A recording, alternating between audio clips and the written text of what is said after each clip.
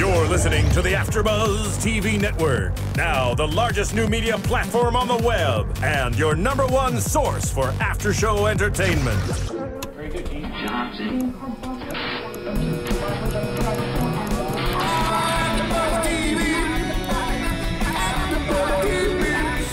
The AFTERBUZZ Studios in Los Angeles, California. Presented by Maria Menounos and streaming live thanks to Akamai Technologies. This is AFTERBUZZ TV's Teen Wolf After Show.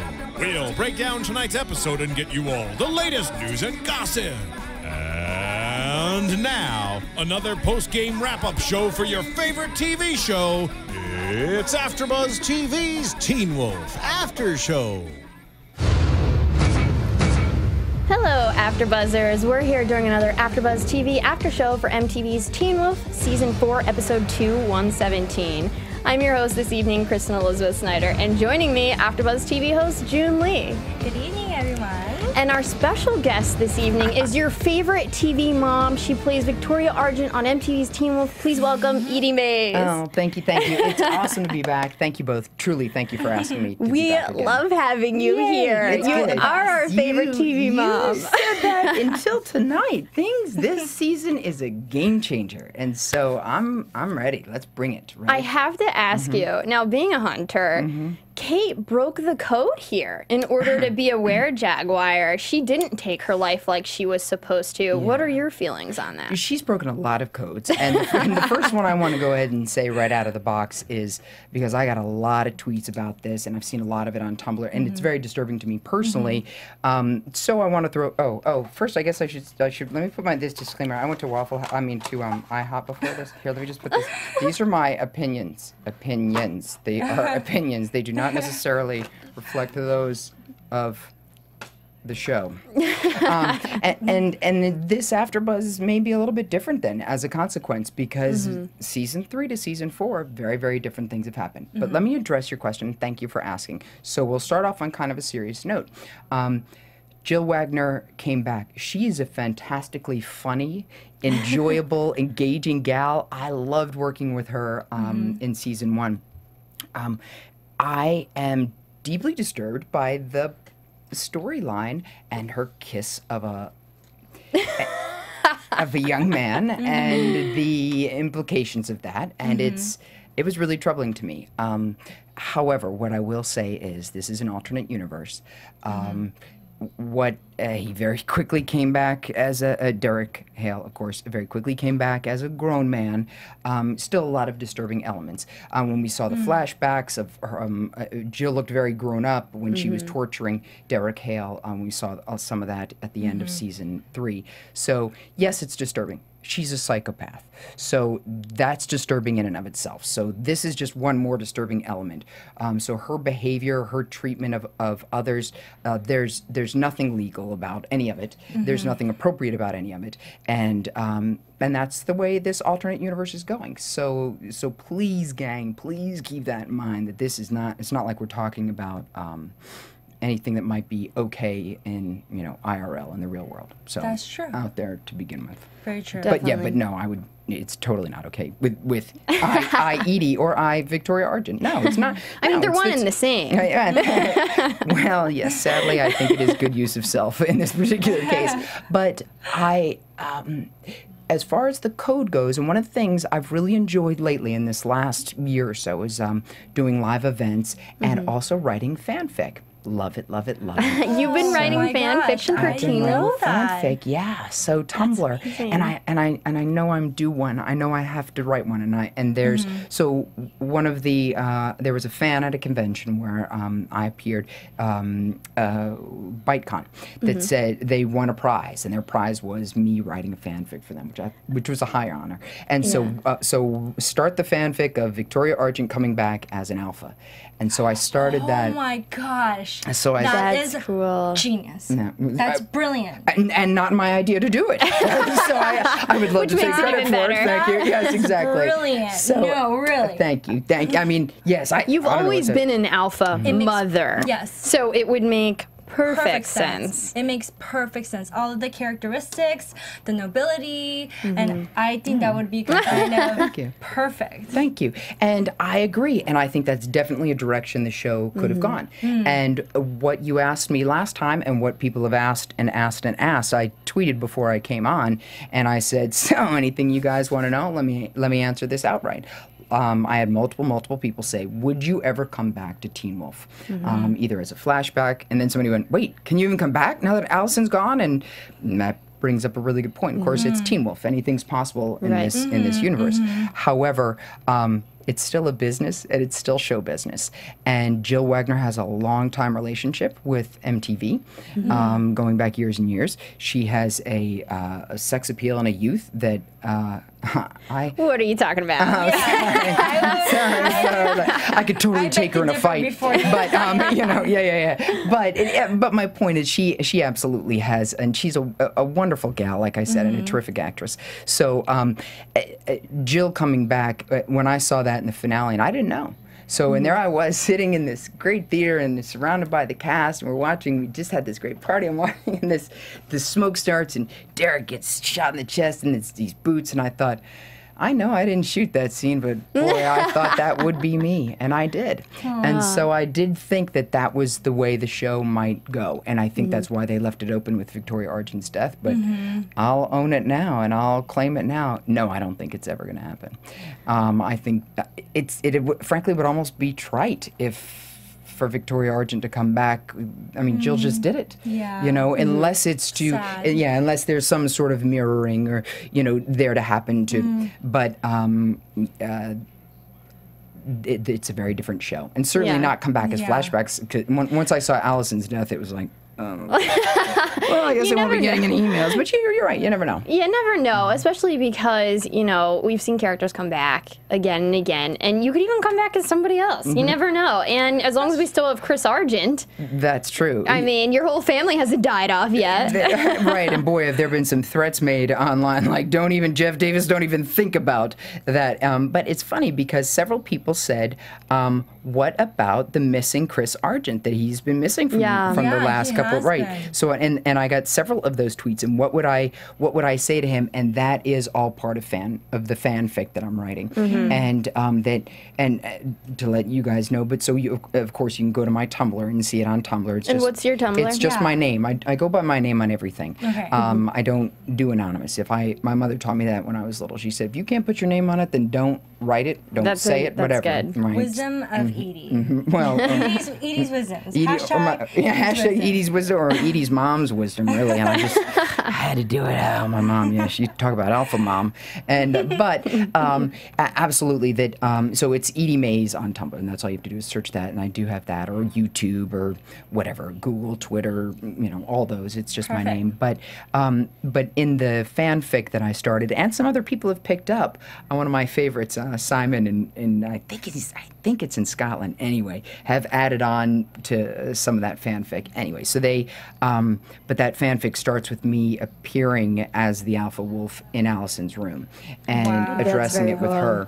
And so ultimately the fanfic would have to go to dealing with her death.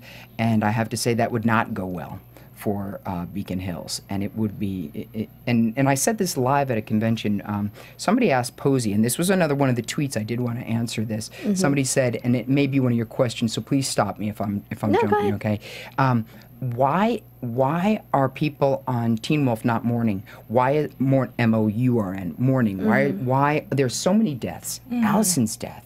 Why is there not this period of, why are we not seeing this funeral? Somebody just asked me that on Twitter. The answer I create as Eaddy Mays, the actor, as Victoria Argent, the character, is because Beacon Hills is in a state of war, and in war there isn't time for that. Right now, and so and that's the tragedy. But there will be, and there will be a lot of fallout from that. Whether it gets seen or not on the air, it's something else entirely. But never guess for a second that these people aren't affected by this. Right. So there's my answer. That's a good point. I'm totally gonna go check out your fan fiction. That's amazing. I'm excited to read that. Yeah, bring a tissue. I've been told that it's a little bit of a tear. Hey, that's great. If you can pull emotions out of us, we love that. No, I would. I genuinely like your opinion. So yeah, and anybody's welcome to hit the ask button. And I owe several people some replies, and I'll do that this week. Awesome. Well, thanks for telling us about that. Let's go ahead and jump into the episode now. Oh, yes. So we have young Derek, played by Ian Nelson here. He's wonderful. That was a question somebody had for me. What Did a you wonderful work with actor. him? I did not. Not at okay. all. Really captured Derek's essence in a weird way. His movements, his head movements, his eye movements, everything. It was incredible. Please see if he'll come on this show. He would be so wonderful to speak with. Yes. And we met him at a At the show party at correct, Jeff's. correct, and just a really articulate, pleasant young person, just refreshing guy, and I think that he would be delightful. And even just watching his Twitter feed, and there's a side of me that's like, oh, you're so nice, and look out, be careful out there, and then watch out, Ian. It's, not the baddie and the goodie and the little one, but he's doing it. You're exactly right. He's captured. And I'd be fascinated to know if when you have him here, hopefully you will, did he study? Yes. Did he look at it? Did he examine it? That's a great question. Did Tyler ever spend some time with him? I'm sure he had to. I'm sure they had to spend some time together. But what's great about this shot is we have Peter coming in and sort of saying, all this because you wanted to play in a basketball game. And that kind of parallels, when Derek was looking over Scott's shoulder and telling him, you can't play lacrosse. That's right. You can't control it. A lot of connections to season 1 in this episode. I like the nostalgia of this season, the way it's going. It seems like it's bringing a lot of stuff back from the past, which we'll get into more of those later. I actually got to watch it with June last night. And you guys went back to season 1, you were telling me, right? And it was really fun. So we got to just reminisce about old times in Teen Wolf and Beacon Hills. But so it was nice to get those parallels. And, we get that they don't really know what to do with Derek. They don't know what this is. They take him to Deaton, and Deaton's like, I think this is, above my pay grade. I don't even know what. Well, because he doesn't do. remember them. And that's the trouble. They expected him to remember, and if he doesn't, and what does this scratch for Deaton mean? Ruh-roh, Shaggy. That's a good point. Thinking about that too. I don't know, because it seems like he always has, the mountain ash protecting him. No one actually ever gets in, so who knows what will come of that. Exactly, but was he necessarily expecting that because he thought it was he knew it was Derek, and he figured Derek would remember him, so who knows what that will mean. And what did you guys think about the fact that whenever Deaton tried to cut him, it healed right away? I mean, obviously Deaton was sort of expecting that, or he wouldn't have done that, and is that possibly because whatever happens to young Derek, he's protected because obviously in real life he's lived on to be this older Derek. So is there sort of a protective spell on him that, he can't die now because he goes on later? It's interesting. What do you think? Well, oh my God, that's so above and beyond what I was thinking. I was just thinking. Okay, I'll save you on that one. Sorry, I didn't mean to throw you under the bus for that. I think that Deaton was experimenting. He had an idea. I think this is, keep holding his hand, let me see. Yep, he is. He's healing too quickly. And that was trouble. That was a bad thing, from what I saw. And then I also, so he was checking out other things. Well, let's look at this. Come over here and grab that bigger syringe and the bigger needle and so I think what? Go say. Oh my gosh. Say what it. if because they had to push him back into younger Derek, now he's gonna age super quickly?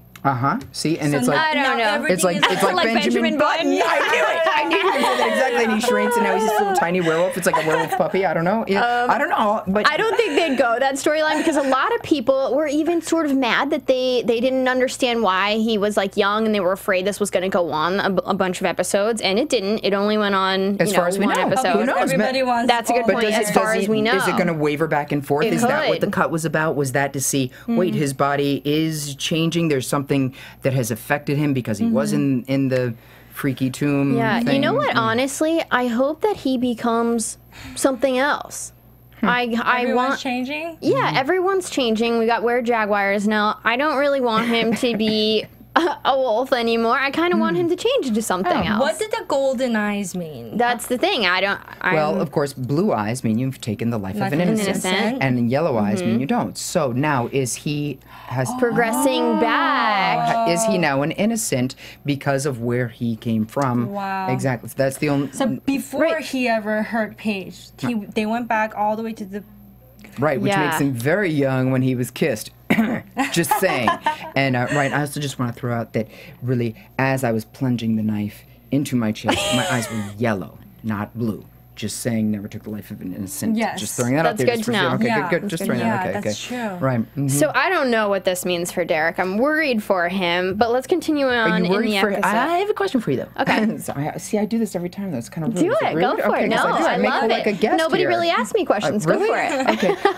Okay. So what if it means that Derek and Ian becomes now the Derek, and Hoechlin takes a lesser role? What happens then? I mean, what happens to Teen Wolf? Would you like that? Would you like to see that happen? What if he does regress? What if he goes back and forth a little bit? You know, he's old Derek and he's young Derek, and that's the physical struggle, and then he stays young Derek and has to regrow up. What happens? I would personally hate that because this is Teen Wolf, and I watch it because I love all the creatures and the monsters that attack Beacon Hills. So it's like, I liked what they did last season with the whole, it was much darker. It was kind of in your head kind of thriller type of psychological game. Interesting. But I don't want to do that again, and I feel like with his age, I liked it. I loved it, but it's like I'm really excited for this new adventure this season. Okay, so you've just switched genres, or you've said the show switched genres, and you like it.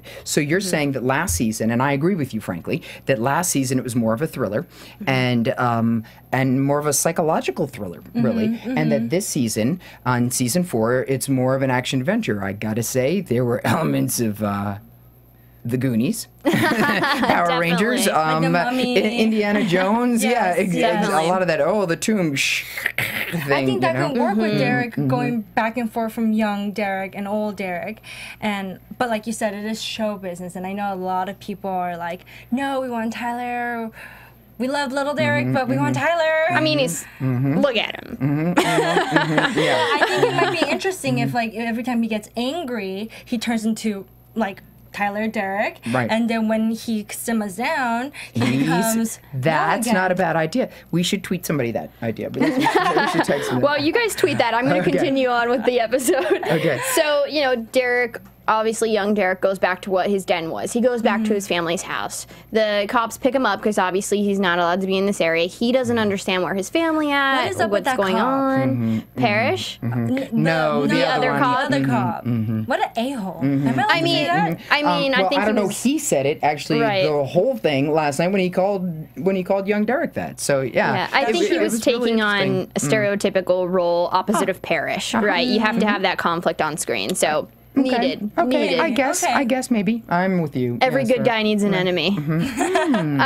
So continuing on, so we get young Derek's there, and then we finally get Sheriff Stilinski back, who I absolutely love. I think everyone was excited to see him. Yeah. And then in runs Stiles and Scott because they're realizing this is Derek Hale somehow, this young Derek. And I love Stilinski's like, if you guys are time traveling, I'm done. This is it. Where he went from I quit. He had no clue what was happening for so long, and now he's in the mindset of anything could possibly be happening, and that was a lot of fun. We were camping in Mexico. In Mexico. Yeah, that was great. What did you guys Yes. think about the Eichenhaus bills that were on the table? June, you brought this up last night. Yeah, well, I mean, please excuse me if I'm totally blanking, but I don't remember Stiles getting released or there being any talk about that. So, like, I don't know how he came out. I Right. don't know how Malia got out. All of a sudden, everybody was just out.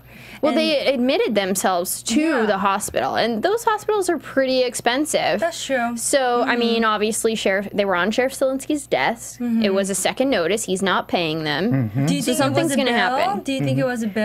I Well, mean, it what did else say do you get final to say? notice, and it was like stamped in red. I've Yeah. never seen those myself at my house ever. but actually, but I thought it was interesting. It was an interesting little touch that he pulled it down. Yeah. And why would they take that moment of screen time, which is limited, and it It's moves very so quickly, limited, to show that absolutely. exactly it was a nice little nod to what was and what has not been explained. And I think, frankly, is some of the frustration, at least for me as a fan, and I'm definitely a Teen Wolfie, and I think for other fans too, from what I was reading online, it's frustrating. What happened? What? Okay, well, and trying to play catch up for some of this, and Right. it was sort of thrown into the deep end in season 4. for sure. I definitely think that's going to come into play into who this season's enemy is that's coming in, the villain for the second part.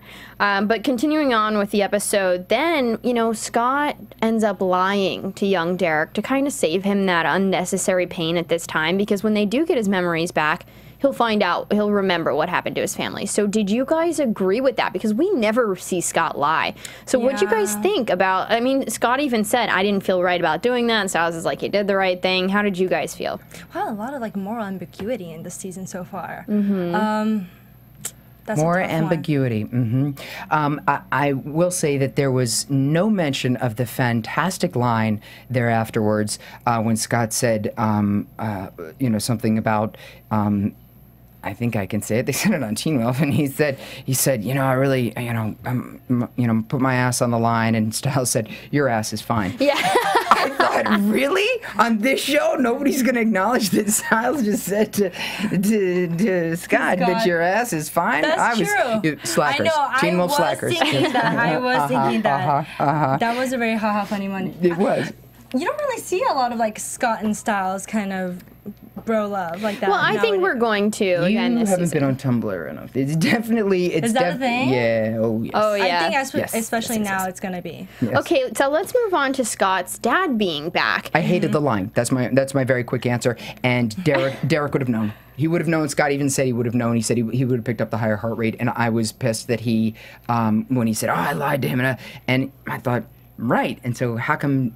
Did Derek know that you lied? Because his heart rate should have increased. Well, you could tell he was an alpha, and he said it was really hard to lie, so he knew his heart rate he had to control it. So it looked like as an alpha, he was taking a little bit of control, you know? So that was nice to see. But do you guys think, moving back to what we were talking about, Scott's dad being back, looks like he's helping fixing up the house. There's a long list of things that need fixed because there wasn't a man around to do it. You know, do you think that Scott's dad is really back to heal that relationship with his son? How do you guys feel about him being back? I personally really like that actor, and I'm glad he's there.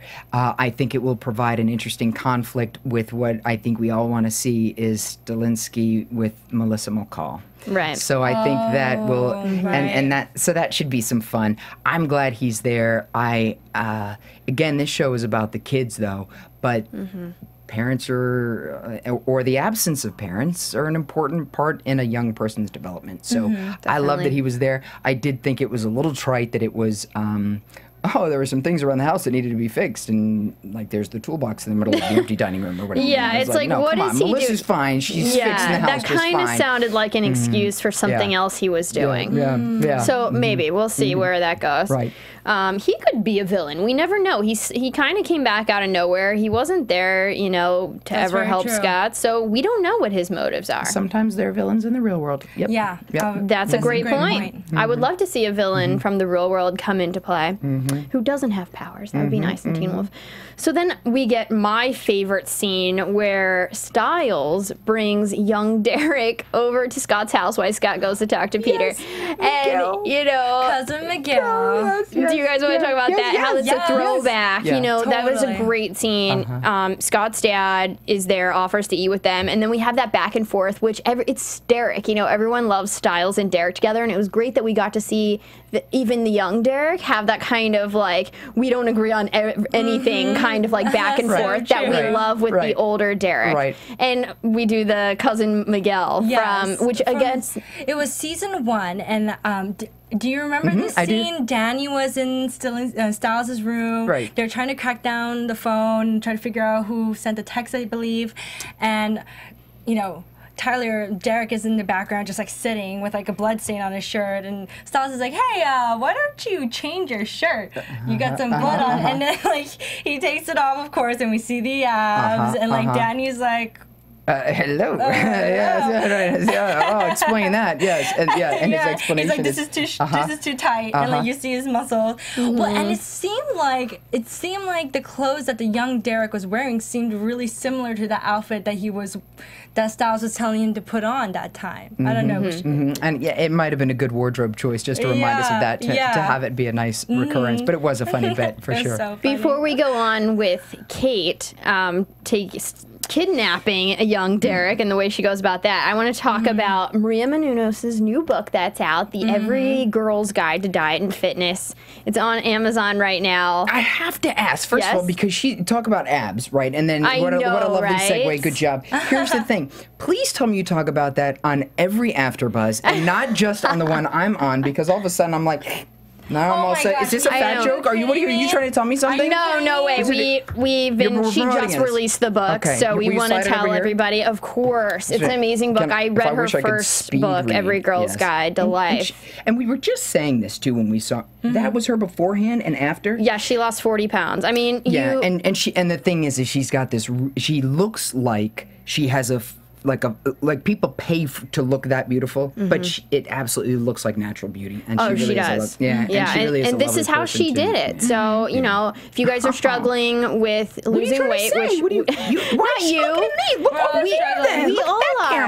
we all struggle to lose weight and to maintain it. That's the one I want. Look, there are recipes and all kinds of stuff in there. Can I just show this one page? Go for it. First of all, it's the badass workout. Okay, that's the badass bedside. But like that's the badass workout. That would be the one for me. But yes, to get a badass. Oh, you know what I mean? Yeah, I know what you mean. How about just an ass at all? Yes, I do have that issue. Okay, I want to remind you guys that don't forget you can support AfterBuzz by downloading, rating, and comment on YouTube and iTunes. And June, did you have a few of their comments that you wanted to read? You guys can also call into the show. It's 424-256-1729. Wait, say that again. I didn't know that because I did ask people to I forgot the number. So say the number again. Yes, you guys can call in right now. Phil's in the booth. He'll take your calls. It's 424. Not you, Ron. 256. 424-256. 1729. 1729. Okay. I was thinking it's probably at the bottom of the screen. Okay. Oh, is it? Right now. Did you do that, Phil probably added it there for you guys. Yeah, and you guys can always tweet at us with questions. Don't tweet at me. Tweet with me. Tweet with me. Yes,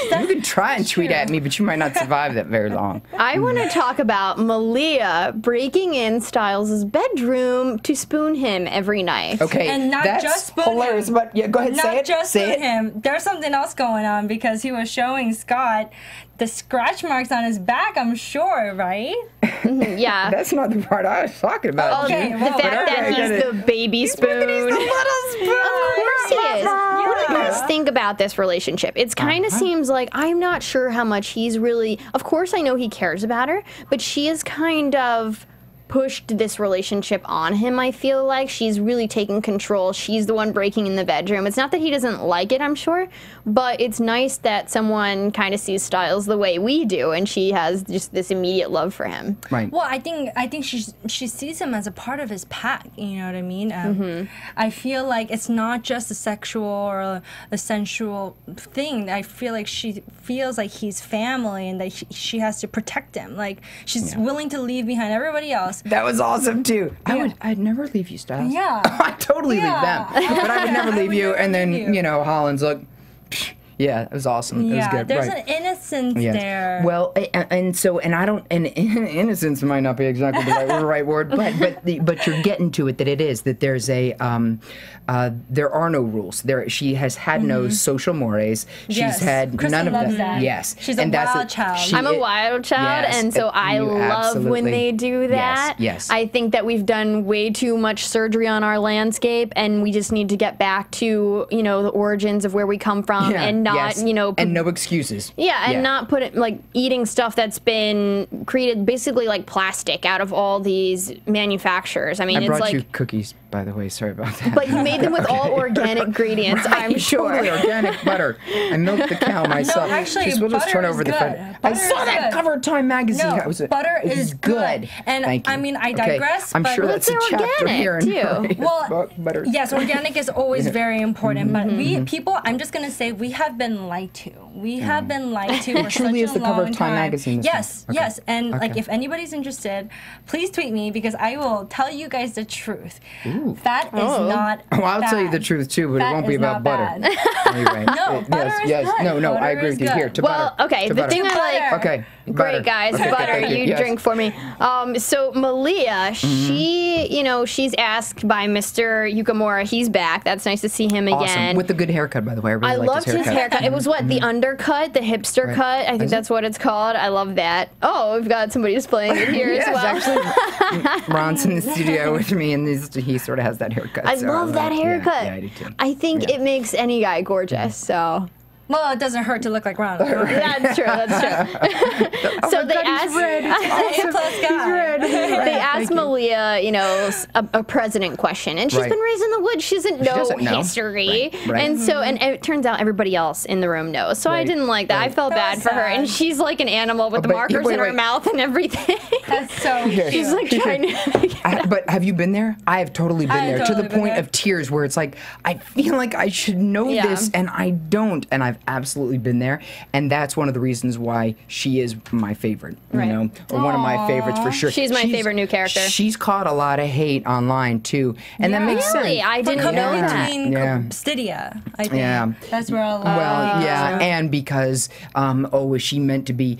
Are they just throwing her at us, to replace Allison, and nobody can replace Allison? No, that's not what it is. Nobody can replace at all. Allison. So absolutely. Well, so then we get Scott going to talk to Peter, and Malia kind of takes the role of Peter, and she says, no, you're not going to do this alone. Like, you can handle it, but you can handle it better with me, which is something her father would say. Now, we get this whole scene where... Wait, go back to that, because that keeps getting forgotten, I think, that who would say? Peter, her father. Her father. Let's not forget that her father. So that may be part of why she's kind of uncouth, and why she's a bit of a no, I'm gonna do it my way, and because her father is also a psychopath. Let's not forget that. What do you guys think is going to happen when she finds out that this is her father? Because she kind of acknowledges that and sees him as, this psychopathic killer. She acknowledges that in this scene. She says, I got my eyes from my mother. She's not talking about her father at all. So what do you think is going to happen when she finds out that, Peter's her father? And vice versa for Peter, is he going to be a good father to her? I think she's going to try to kick his ass. Thank you. Thank you. I think so, too. And if she doesn't, I'll tweet her and tell her to. And then, absolutely. And I think that a lot of young people can relate to that, too, because there are lots of us. I had one. I had an absentee parent. And it's just like, come meet me. Let's talk. Let's talk about why this worked out like it did. And that's part of why I felt as strongly as I did about the role of Victoria Argent. So no, I hope that Malia says, just because you may biologically have, that's where it ends, and it's time to pay. I don't care, what your last name is or what genetic bond we may have. It's time to pay. I think it's going to be sorry, go ahead. No, I just think that they would be, an awesome team, though, after they do figure out their differences. Like, what a great father-daughter relationship that could be, because we don't have Allison with Argent anymore, so I feel like we loved that. Is it too soon?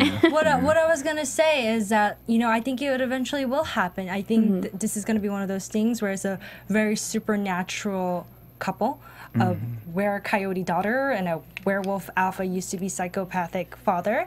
Still psychopathic. Still psychopathic. They're probably going to butt heads, get angry at each other, get, scream, yell, and fight, and then they're probably going to start rebuilding their relationship slowly but surely. Listen, if I don't see a redemption story out of Peter Hale, then no, then she needs to keep her distance, stay safe, be her own person, and kiss all that goodbye. As far as I'm concerned, I think we absolutely will see. There better be. I mean, a child will change any man. Hopefully. And not always for the better. But there you go. Yes, we'll see. Yeah. I have hope for Peter. It's a serious storyline, though. It is and very I think that's part of what makes Teen Wolf excellent is the humor. Your ass is nice. They're fine, or whatever it is that Stiles says, or when he says, but I'm always the little spoon. That humor and that those little bits of joy or the mystery or the adventure that you said, and the intelligence of it, but also the depth. And I think that's what hooks us as Wolfies. It's why you keep 4 seasons later doing the show, and it's why you're still sitting here. It's why I love coming in, and it's what makes Teen Wolf great. I also think that's why it's a little sad that Malia's getting a lot of backlash, because in real life, when people leave, new people come in, and that's part of life, and it's not fair for the new person in the group Yeah. You Don't make know. it personal, gang. Don't make this personal online. Yeah, because it's not. It's still a business, and that gal she's doing a terrific job She in this really business. is. She's yeah. a gorgeous, Yeah. great actress. Yeah. I'm going to wrap up the episode real quick so we can get to our interview with you. What? Oh, sweet. I didn't know that. Okay, good. I may have some other. Okay, go ahead. So we have, Peter then saying, we got to go find Derek. And then on their way, they run into the Berserkers. Now, we can assume that Kate brought these Berserkers with. And I kind of saw Peter being a good father here because he did grab Malia when she tried to attack them. And he was like, no, we don't attack them, we run. And so, he did kind of save her in that moment. Okay, but so is that because do we know that Jill, what's her name, that Kate brought the Berserkers, or did Peter have something to do with that? Is he the reason? Is he the reason why he said no, don't attack them? Maybe he has something else planned. I don't know. Could be. Do you think he stole the money? I mean, there was somebody else, we saw their shoes. Do you and think stuff. he set it up? I don't think so. He genuinely looked upset. Oh, yeah. $117 million. I'd look a little bit more than upset. Yeah, exactly. But I also wouldn't have that kind of money. What are you doing with that in the vault? Yeah, let me just stash this under here. Yeah. Yeah, why isn't there a lock on the freaking safe? Agreed. Well, I think that, there obviously was. Nobody was supposed to know where it is. But let's get to that in a minute. So then, we saw Kate kidnapped young Derek, and she obviously wanted him to take her to the vault, so that's why she turned him young, so that he would trust her and take her to the Hale vault, where no one's supposed to go unless you're a family member. So they get down there, and she wants the Triskelade symbol that he focused on that helped him turn when he was younger. But we find out from Peter when Peter runs in that this is something made from China. He was just using it as like training wheels as a talisman, for Derek. right? Well, right. And, which is what we've seen all along. That whenever anyone becomes a creature, but it was what we've seen typically, a werewolf, they need something. They need a talisman. Or in Scott's case, it was always Allison, which it has disappointed me a little bit to see how does he control his turning if it's not Allison anymore. And I didn't see that through line. Oops, excuse me, sorry about that. We didn't see that as much. That's a very interesting point. But that's what Peter used. You're exactly right to teach Derek. Then okay, no, here, focus on here. Hold this. This is your. And I had a friend do that to me once. And this was like when I was a teenager, and she set me up on a blind date with some guy, and I didn't want to go. And I was so sick to my stomach, and she was so cute and pretty and popular, and she was like, here, and she literally handed me like a bead from the bottom of a flower pot, and she said, hold this, it'll keep you from being nervous and being sick. And I held that thing like it was a lifeline. It became a part of you. Yes, exactly. And it wasn't. It was all psychosomatic. So it was interesting that thing that everybody now, like for real, Teen Wolfies have actually gotten tattooed on them. It was actually just something made up. It was like, yeah. We actually have a caller on the line. Oh, good. Yay. Caller, what's your name? Where are you from? Hey guys, this is Josh from Pembroke Pines. Hi, Josh. Did you have a question for Eaddy? Yes. Hey Eaddy, how are you doing today? I'm awesome, Josh. I didn't hear where you're from though. Say it again. I'm from Pembroke Pines, Florida. Oh, nice. Thanks for calling, Josh. What's your question? No. I just wanted to know, you seem like a major fan of the show. Like, it's always interesting because you can always tell by just the way you speak of it and like just how interested and invested you are, and that's pretty cool. The last time you were on set, what was like the funniest thing that happened? I'm going to think about that because it's a great question, and it feels like a lifetime ago, and frankly, the way it ended wasn't a whole lot funny. The whole. But Josh, so what was the funniest thing that happened? I will say it was. You know how when things are really, really sad and heavy, and then like in the middle of something that feels really tragic and like, and then something happens and then everybody just laughs, this contagious laughter. A moment like that happened literally in the shot when the director of photography, such a great dude too, Dave Cap. So they're shooting at like the camera is coming into me as Chris Argent is helping me plunge, as Jared's helping me plunge this knife into my chest, and it had been this really intense moment. It was the first scene that we'd shot of the day, and boy, everybody on set, every single cast member and crew member, including Crystal, who I didn't actually see that day, but who'd left me flowers. It was just this really, really powerful day. Yeah, it was really cool. But everybody was just given all of their energy and all of their importance. And so we did this thing, and then and there's this moment, and real tears came to me, and in living and spinning that real moment, and it was a very powerful thing. It still gets me to think about it, because folks, just from as an actor, it was really, really meaningful to me that everybody worked so hard for that moment. Anyway, and it was, I knew it marked the end of my important tenure on that show, but and it was the director finally said, Tim finally said, cut.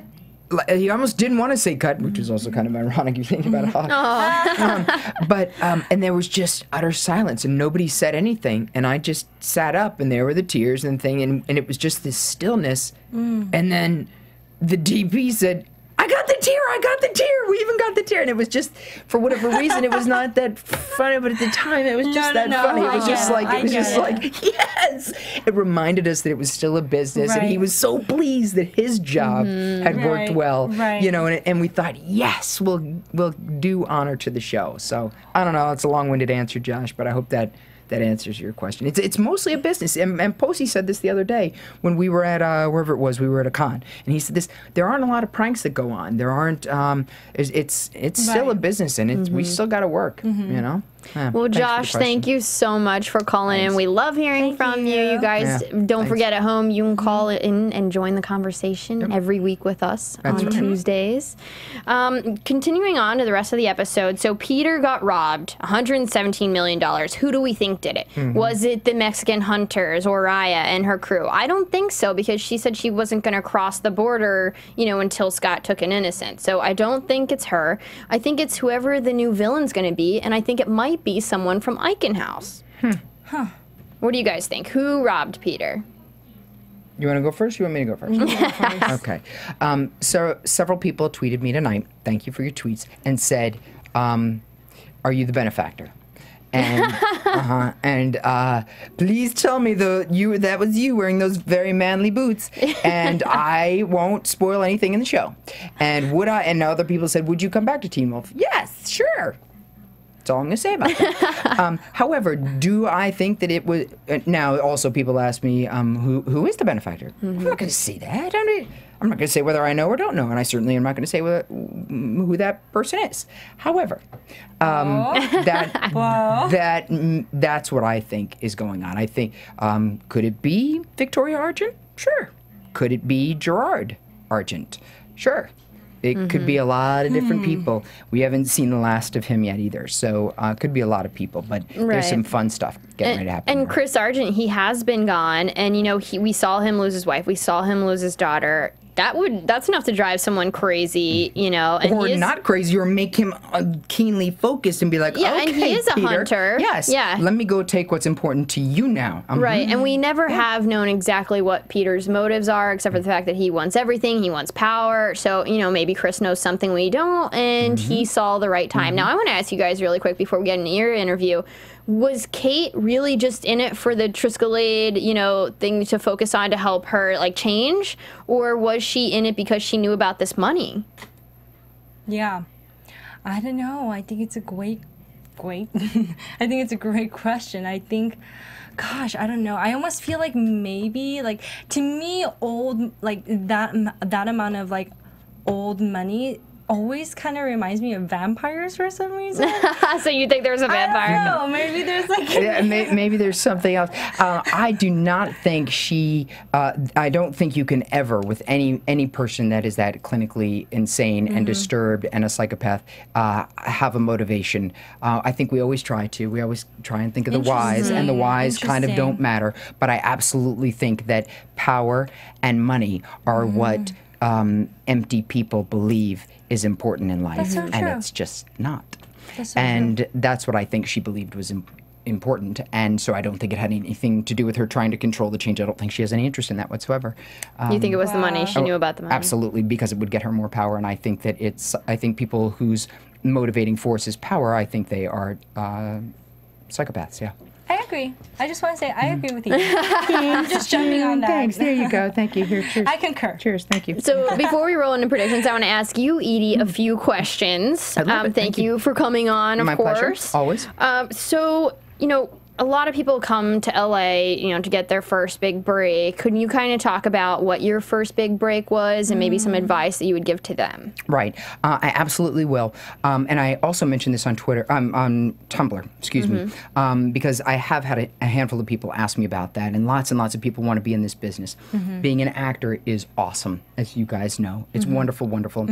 All aspects of it. It's also extremely painful. And if you can do anything else, and if there's anything else that would make you happy, do it. But if there's not, then do this and be okay at some point in your life eating nothing but ramen noodles and mac and cheese, and knowing that there will be sacrifices. And but that's true with anything. If you want kids, you got to sacrifice for that. You know, your figure, your time, your whatever. But so that being said, I've known since I was a very, very little girl, since I was about 11 years old, that I wanted to be in this business. I wanted to be part of making an impact and affecting people the same way I was when I watched shows like this. And so that's why I'm the Teen Wolfie I am at, you know, my age, why I love this show and why I respect it so much and have for so long, because of the impact it has on everybody, including me, and the things it makes us think and makes us feel, and the way it makes us shift our perspective on reality. I wanted to be part of that. I grew up in New York, and I went to college. So the first thing that I would say is going to sound very different from what most grown-ups will tell you. And for me, and what I would say, if you have to be an actor, if you have to be in this business, don't go to college full-time right out of the box. It's a business of youth. I went to the university, and frankly, I wish that I'd just slowly taken classes and started working sooner. I started in radio and television, this kind of thing, and I love it, granted, but I absolutely wouldn't have spent dedicated the 4 straight years getting an education. You can't be a successful actor, I don't think, without being educated. Well, you can, unfortunately, and there are too many of those. Is this what you studied, radio and television in college? Absolutely not. I studied history, and but because I wanted to be informed, and I think if you don't know history, then the tragedies of history will repeat themselves, and so it behooves us to know our history. So, but also to be able to be articulate and express yourself. So all those things, history, English, and just having a college degree was important to me, but it didn't have to happen all at once. So, and be in a local market, get experience there, and then get out as soon as possible. I stayed for a really long time, but for other reasons, in Atlanta for a long time, and it marked me, it scarred me, and there were a lot of people in this business, even as it relates to this show, that made judgments about me because I started really in acting pretty prominently in Atlanta. Wow. And, huge prejudice. Wow, really? Yes, we'll take this off. Let's talk prejudice in just a second. I bet you and I can swap some stories, believe it or not. But a huge prejudice because, and now that I'm a Los Angeles local, and I've literally had to say, you want to see my California driver's license now? You know, come on over to my house. Or you want to ride around in my car? I mean, to prove myself has been a little annoying at my age, but that's the fact of the matter. That's really unfortunate. I'm sorry about that. Thank you, and I appreciate that, because the big decisions all still get made here, casting-wise, even though stuff is being shot tragically everywhere else. Yeah, especially because of the economy. That's exactly right. So basically, get to LA as soon as possible. Get to LA and be but be prepared to do that. Have have some experience. Be ready to live on not much and be smart. Yeah. That's great advice. One more question. What are you working on a project now? What's like a dream project you would like to do in the future? A dream project for me, and it would be great if Jeff would just write this in a Teen Wolf. We just take care of this right now. If I could ride a motorcycle and a horse in a action thriller suspense feature film. That's what you want to do. Yeah. That's just the ultimate goal. I love to horseback ride. I love riding motorcycles, and I absolutely love being part of this business. So that would be my dream role. So it's like Tomb Raider. Yes. Oh my gosh. You would be an amazing Terminator. Yes, but I wouldn't want to be Sarah Connor. But I would want to be the Terminator. female Terminator, right? Totally needs to be a female Terminator. Wait, I said Tomb Raider, but yeah, Or Terminator. Tomb Raider. You could be either. You could be either. See, that was me. Yes. You could be either. See, but she Either one, already both. did that. Yeah, and she did. Angelina Jolie did a great job of that. Yeah. But yes, no, I kind of like being the bad guy. I gotta say, you know, the bad guy, the person you hate to love. God, I love that person. Nah. Well, what's like all your websites where we can go and check out what you're doing? Okay, thanks for that. So IMDb is always a great resource for that. But sometimes people post things on IMDb that I'm in that I'm not actually going to be in. Yeah. Wow. This is a story, and I was telling June this just before we went on. Somebody asked me to, sign this letter of intent. We're going to have you in this project, and we're going to do this thing. And then I started doing a little research, and it was a big scam. Wow. So there is a lot of stuff that goes on in this business that's really flighty. And then there are a lot of people that just have great big dreams and they just can't find the backing for it. Yeah. And there are a lot of people that will tell you one thing to your face, absolutely, and not do it. So again, and you can't control any of that. So it's a numbers game. It's like dating, you know. So you find you the just exactly keep right doing it. You person. just Yes, exactly right. You just keep going, and but just don't be stupid while you're doing it. Yeah. So, so thank you for asking that. There's a feature film coming up. There's some stuff I can't talk about. But there's a reality TV show. Even I just had a meeting. I had a meeting in Malibu. I love saying I think I interrupted that meeting. Well, I was at lunch afterwards. Yes, you called me, and I was like, I want to call you now, though. Yes, exactly, Malibu. So, Sorry about that. No, it was a really great. But I had to bring you on the show. Yes, I know. And I didn't want you to get anybody else in here. And so Ron was very patient when I said, please let me call Kristen back, please.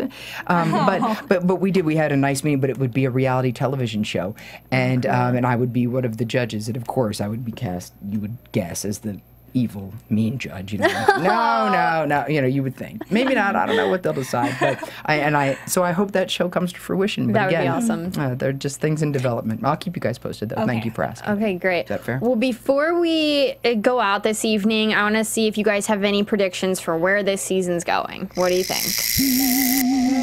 Does the music help? Your AfterBuzz TV predictions.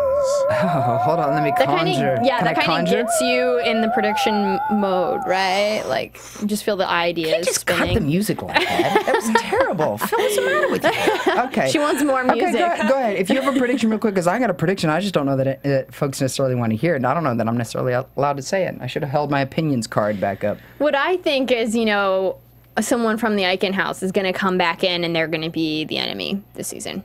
Because obviously we got the little piece of mail. That's not going away. So something's got to come back. There's bills that got to be paid. There's money that's been stolen.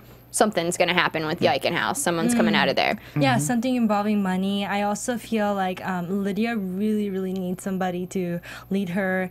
And so maybe that other Banshee from Eichen House. So yeah, I definitely think we're going to see a lot of Eichen House. I don't. That's why I love you. See, thank you. I really appreciate hearing that. I don't think there will be as much Eichen House as I would like to see. I would like to see those gaps filled in. I think this season I was shocked at the different names that I saw in the credits. I thought, there were maybe 4 or 5 of the regular production people that I thought, okay, as I'm watching it, I thought, I wonder who that is and who that is and who that is. And if you guys were the writers, I think we absolutely would see that. I don't know that you will. I think there will be vastly different things. The production had a different feel. Yeah, everybody's kind of switched out. I know that some people have moved on to I think the show has... I don't think we'll see a lot of Eichen House, but I think they'll at least touch on it, and I think someone will come back from it. It's going to come back. And I think so, too, to some element. Right. But I think that there was a Tumblr post, and I haven't liked it, but I will after this. I've kind of waited, that talked about the flaws in the writing, the conflicts, the historical, archaeological, factual flaws, particularly, and June, you and I talked about this, like I said, last time I was here, and in some of what you'll be doing in the future with AfterBuzz, about how last season we saw a heavy Asian influence, and this season, from the first episode, we see a heavy Latino influence, and it was off. off. Not to me. I didn't know because I'm not that informed and I'm a Caucasian, but I read a post and there was somebody born in the area claiming to be where this was taking place who shredded the writing and said, this could not have happened.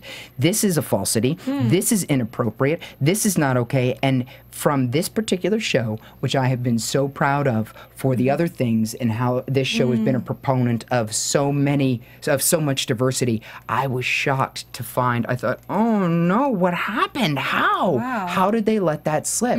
So I will be very interested to see how it goes, and I wonder if that's the new influence and some of the older folks from the show turning it over to some new folks.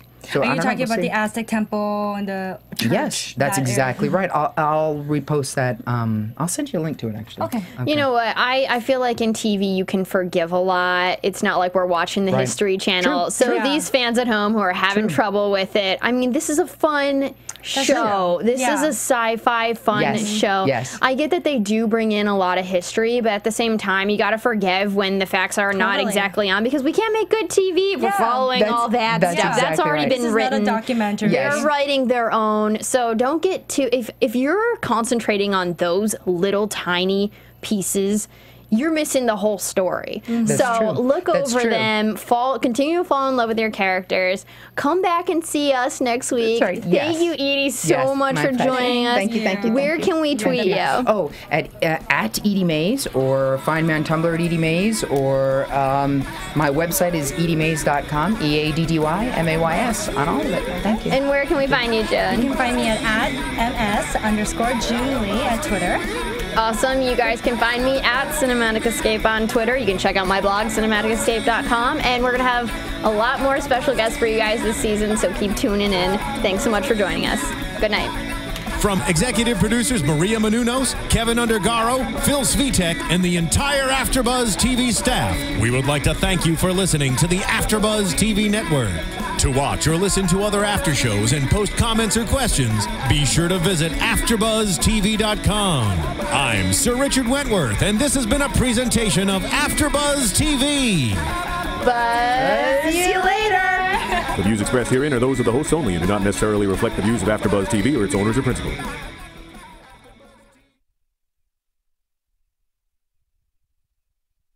Thank you for watching AfterBuzz TV on YouTube. For more of your favorite after shows and interviews, subscribe to our channel here, and be sure to share your opinion on the episode in the comment section below here. We'd love to see what you guys are buzzing about. Thanks again. Buzz you later.